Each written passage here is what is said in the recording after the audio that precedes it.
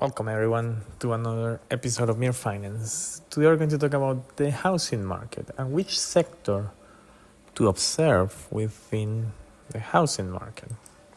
So in the second half of 2024, we have to get a strong supply of homes. We are set to have a strong supply of homes with all the construction that was built in 2023. Finally, we're going to see more supply coming. So you can see Redfin, for example, one of the online brokers databases, probably the best one because it has really good data and really refreshed data. So the index that they maintained was up 2% on a non-seasonal adjusted basis as of January, which is a pretty substantial increase given the base level of interest rates we had in the fourth quarter of 2024. So it seems like the housing market is still going strong, even though interest rates are going up and your 30-year mortgage rates are oscillating between 6.5 and 7.5%. So despite that, we can see that household formation has exceeded single-family home constructions for the last year, right? For 2023. So now we're going to see that finally the household formation is going to start, holding there. But we're going to see all the single-family housing starts, because the data proves that, to pick up again. You can see that in 2020 just plummeted after 2021 and start to pick up. So when the blue line and the black line kind of match, we are going to see changes in construction, in house prices.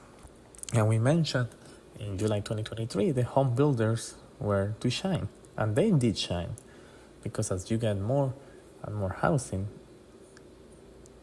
there was not enough inventory, so home builders had to go and provide that supply. That's why new homes were actually cheaper than existing home prices, which is incredible. Like a 2023 house will be the same as a 1980 house because it was cheaper, because the supply was so low that it was cheaper actually to go into the new house. So, and you had all these incentives. So where we see the changes is that construction is end. Now housing will stabilize, but also in the investment grade side, those securities exposed to housing, especially in the retail aspect, when you're going to furnish those houses, or in appliances, I think that's where you're going to see the benefit, because the houses are there. Now you're going to see how you furnish those houses, how you replenish those houses.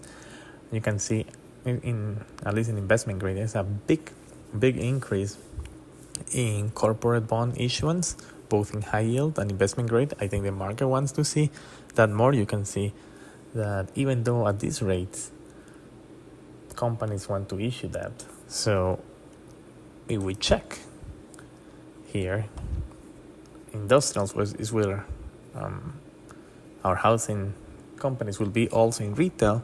You can see they are only around 15% of the market in new issuance, which is not too much, but there is going to be an appetite for those securities once you have that gap between new household formation and the new construction of houses. So I think there is the opportunity there.